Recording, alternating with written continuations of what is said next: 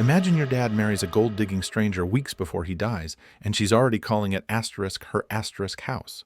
Now picture her throwing wild parties in your living room while plotting to steal everything he left behind. Sounds bad. Trust me, it gets worse. Let me tell you how it all went down. Hey, my name's Lucas. I'm 27, and trust me when I say you're not ready for this story. It's the kind of thing you hear and go, no way that actually happened. But yeah, it did.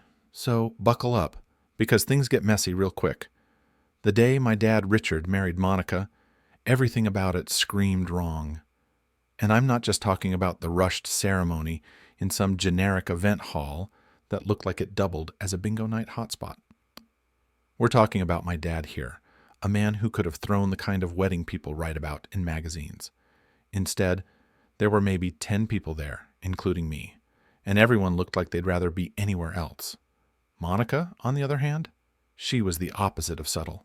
Picture this, a bright red dress at her own wedding, not kidding, a smile so fake it could have been painted on, and the kind of energy that screamed, I just won the jackpot. And honestly, she thought she did. Dad, though? He looked tired. And not the, I'm just getting married kind of tired. It was more like, I'm over this, but here we are. He'd been sick for months. Lung issues, doctor visits, the works. And while I was juggling his business and everything else he couldn't handle, Monica somehow swooped in like a hawk spotting its next meal. The weirdest part?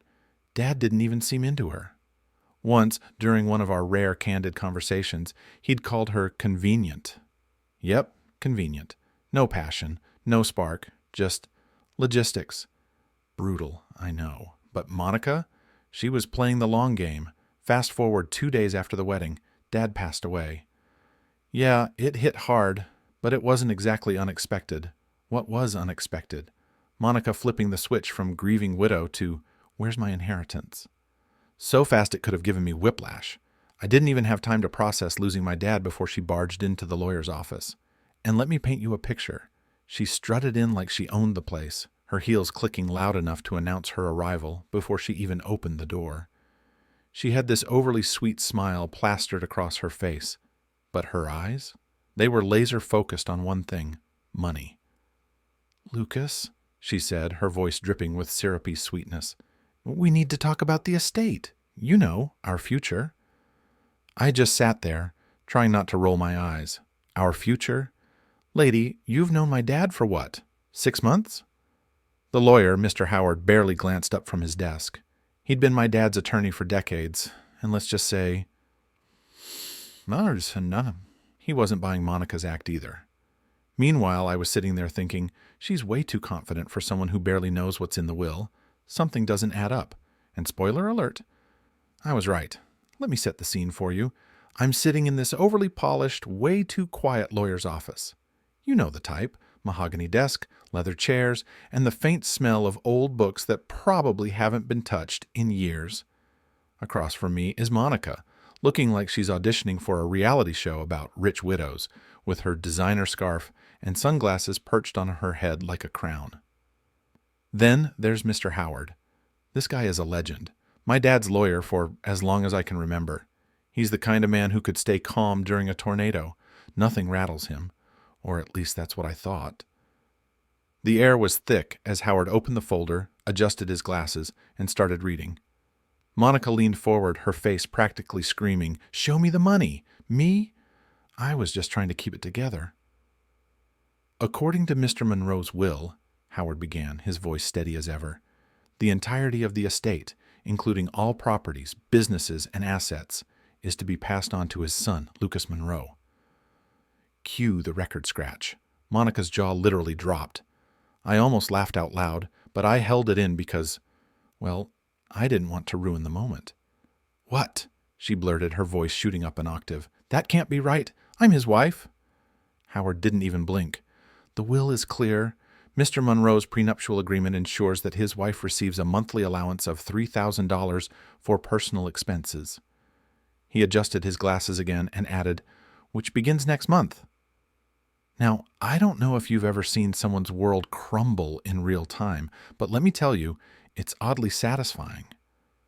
Monica's face went through about 6 different shades of red before she settled on what I can only describe as pure fury.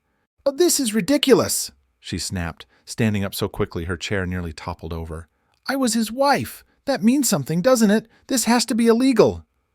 Howard, the unshakable rock that he is, calmly set the papers down and looked her dead in the eye. "Mrs. Monroe, your prenuptial agreement was signed and notarized before the marriage. Everything is perfectly legal." For a second, I thought Monica was going to throw something, but instead, she just stood there, trembling. I couldn't help myself. I smirked. Okay, maybe I shouldn't have, but come on. She walked into that office like she owned the place. The silence was thick, but Howard, ever the professional, started gathering his papers, signaling that the meeting was over. Monica didn't move. She just stood there, glaring at me like I'd personally taken her designer handbag collection and set it on fire. As we left the office, I was feeling pretty good, relieved even. But of course, Monica wasn't about to let me have the last word. In the parking lot, she practically lunged at me, her nails digging into my arm like she was trying to mark her territory. "This isn't over," she hissed, her voice low and icy. "You'll regret this, Lucas." I shook her off and took a step back. "Monica," I said, keeping my voice as calm as possible, "the only thing I regret is not bringing popcorn to watch your reaction." She glared at me, her jaw clenched, before stomping off to her car. As she sped away, I couldn't help but think, this is just the beginning, isn't it? If Monica was anything, she was persistent. And by persistent, I mean she went from mildly annoying to borderline stalker in record time. Seriously, it was like she had a playbook titled How to Annoy Your Stepson into Submission. First, there were the fake tears. Classic move, right? She'd call me randomly, her voice all shaky, like she was auditioning for a soap opera. "Lucas, I just feel so lost without your father. He wanted us to work together, for the family." Family? Was that her new angle? I could barely keep a straight face. Then came the guilt trips. She showed up at the office one morning, unannounced, of course, wearing this ridiculous outfit that looked more suited for a fashion runway than a business meeting. She strutted in, heels clicking, and announced to everyone, "I'm here to help manage Richard's legacy." Cue the side eyes from my coworkers. They didn't even try to hide their smirks. "Monica," I said, trying to sound professional despite the circus act unfolding in front of me, "you don't have any experience running a business." She pouted. "But Richard wanted me to be involved. Don't you think I deserve a chance?" I didn't even bother responding. Instead, I gestured toward the door. "You can't just walk in here like this. If you want to talk, make an appointment." She huffed, muttering something under her breath before leaving. But I wasn't fooled. She wasn't here to help. She was here to dig. And dig she did. A few days later, I caught her in Dad's study at the house. She was hunched over his desk, rifling through old papers like she was searching for buried treasure. "What are you doing?" I asked, leaning against the doorframe. She jumped, clutching a folder to her chest like a kid caught stealing cookies. "Oh, Lucas, I was just organizing Richard's files. They're such a mess." "Organizing? Right." I crossed my arms. "You know those files are private, right?" She laughed nervously and shuffled past me, muttering something about helping the family. But that wasn't the end of it. Oh no, Monica wasn't the type to back down easily. The next week, she showed up with some shady lawyer she probably found online. You know the type: cheap suit, over-the-top confidence, and an attitude like he was auditioning for a courtroom drama. "Mrs. Monroe has informed me," the lawyer began, "that you are withholding marital property. We demand access to all financial records immediately." I almost laughed. Marital property? That's funny, considering my dad had a prenup. Everything was accounted for, and nothing's been withheld. The lawyer tried to argue, but it was clear he hadn't done his homework. Dad's lawyer, Mr. Howard,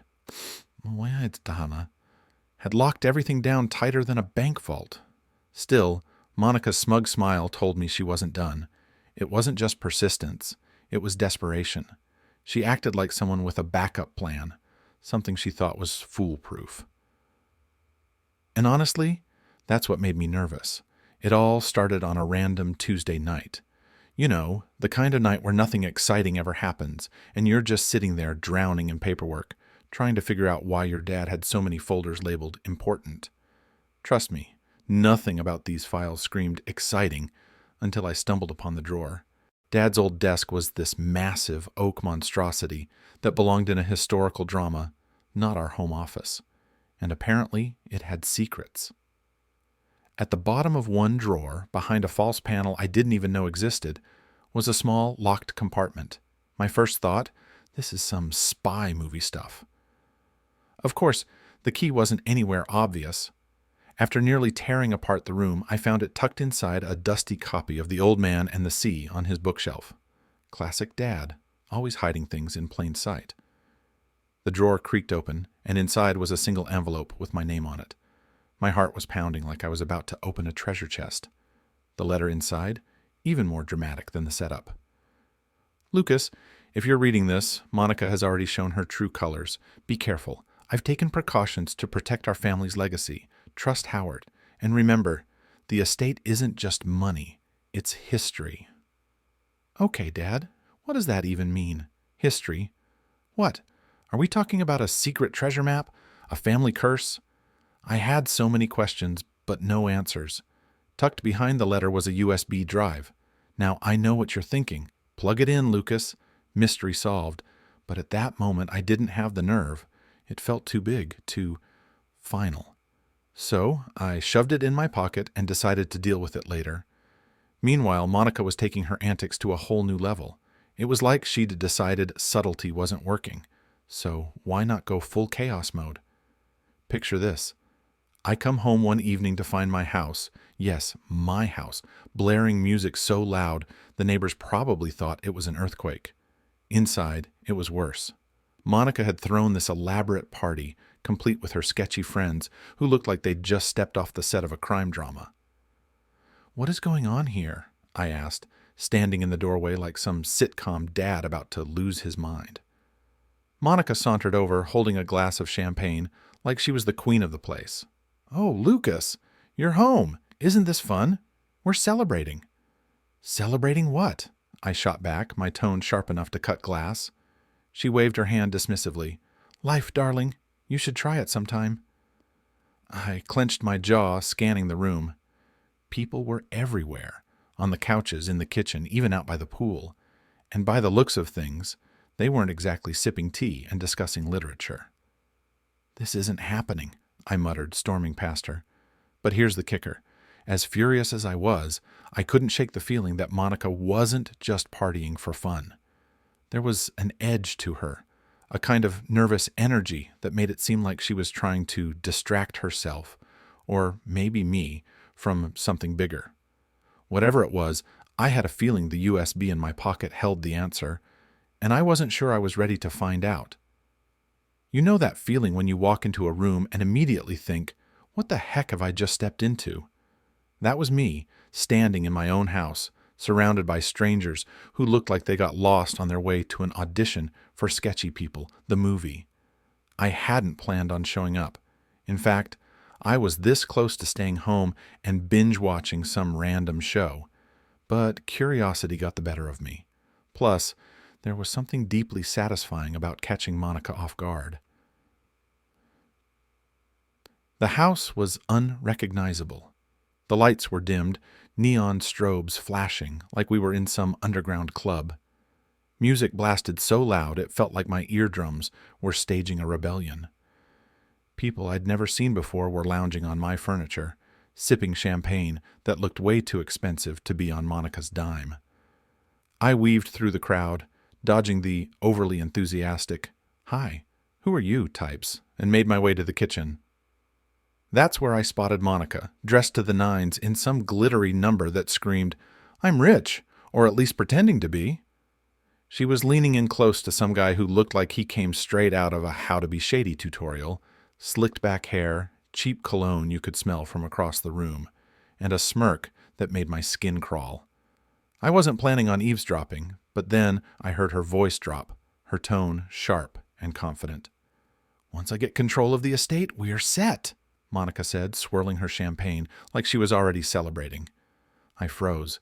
My ears practically perked up like a cartoon character. What did she just say? The guy chuckled, a low, slimy sound. You sure about that? What if the kid fights back? Monica laughed, a little too loud, a little too fake. Oh, please, Lucas is clueless. He thinks he's so smart, but he doesn't know half of what I've done. My stomach dropped. What she's done? What was she talking about? I ducked behind the doorway, my heart pounding. She sounded so sure of herself, like she had everything planned out. Suddenly, the party wasn't just an annoying distraction. It was a cover for something bigger. I leaned in a little closer, trying to catch more of their conversation. But some guy stumbled past me, spilling his drink and yelling, "Sorry, bro!" The commotion caught Monica's attention, and for a split second her eyes darted toward the doorway.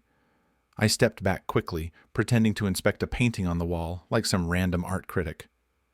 "Excuse me," she said, her voice dripping with fake charm as she walked over. "Lucas, I didn't know you were here." I turned slowly, plastering on a smile. "Yeah, figured I'd check out the party. Looks lively." Monica's smile faltered just a bit, but she recovered quickly. "Well, you're always welcome, of course. Enjoy yourself." She hurried back to her shady companion, but the damage was done. I'd heard enough to know she wasn't just like throwing a party for fun. This was a setup. For what, though? I didn't know yet. As I moved through the house, pretending to mingle, my mind raced. If Monica thought I was clueless, she was about to get the shock of her life. Because whatever she was up to, I was going to find out. And trust me, I wasn't going down without a fight. By the time I got home, my head was spinning. Monica's little performance at the party was the cherry on top of a sundae I didn't even want to order. But there was one thing nagging at me the whole drive back. The USB drive. Dad clearly thought it was important, and after what I'd overheard, it felt like the missing piece to a very messy puzzle. I sat down at my desk, plugged it into my laptop, and waited. My palms were sweaty. Not gonna lie, part of me was afraid the thing would just pop up with a message saying, "Congrats, you're doomed." But what I found?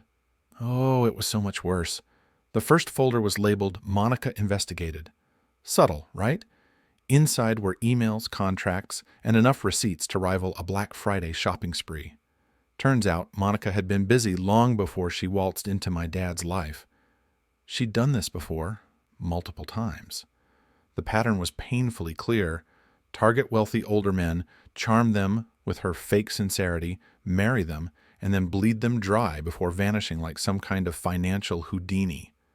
I even found a document with aliases she'd used. Monica wasn't just a gold digger, she was a pro, but this time she messed up. Dad, being the paranoid genius he was, had hired a private investigator as soon as he started suspecting her intentions. The PI had gathered everything. Photos, emails, even voice recordings. All of it. And then I found the video. I clicked on it, and my screen filled with grainy footage of Monica in what looked like a fancy hotel room. She was pacing, clearly upset, while some guy sat on the edge of the bed looking like he wanted to disappear. "If you don't pay me," Monica hissed, pointing a manicured finger at him, "I'll make sure your family never sees a dime." The guy tried to argue, but she cut him off. "I'm not bluffing. You know what I'm capable of." I sat there, stunned. My heart was racing so fast it felt like it might leap out of my chest. This wasn't just a little blackmail. This was hardcore. Monica had been running scams so big they could have been plot lines for a crime drama. This wasn't just leverage. This was a nuke. The more I dug, the more incriminating evidence I found. Bank transfers, fake IDs, and even photos of her with other men she'd conned. It was like a greatest hits album of bad decisions, and Monica was the headliner. I leaned back in my chair, staring at the screen. My first thought?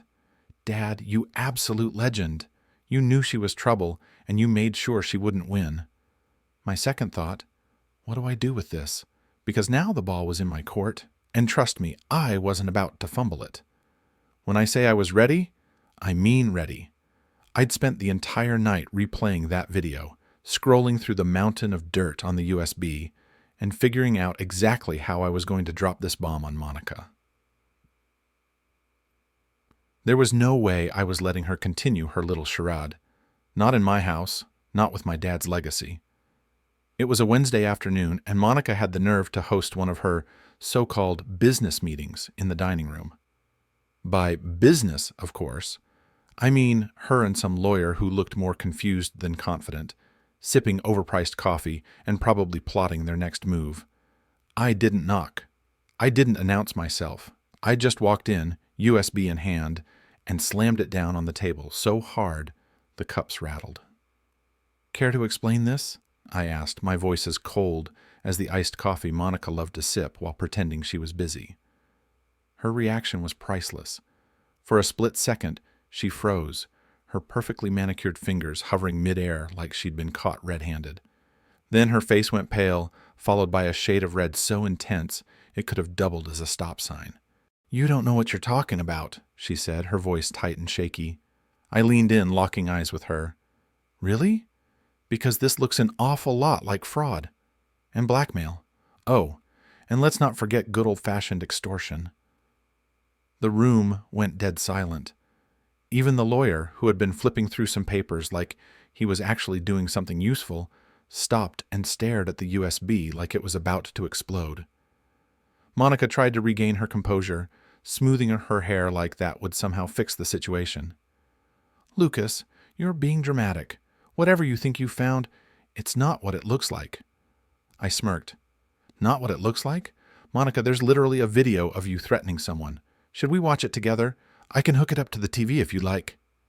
The lawyer, who had clearly reached the end of his courage, started gathering his things. "I think, we should probably reschedule this."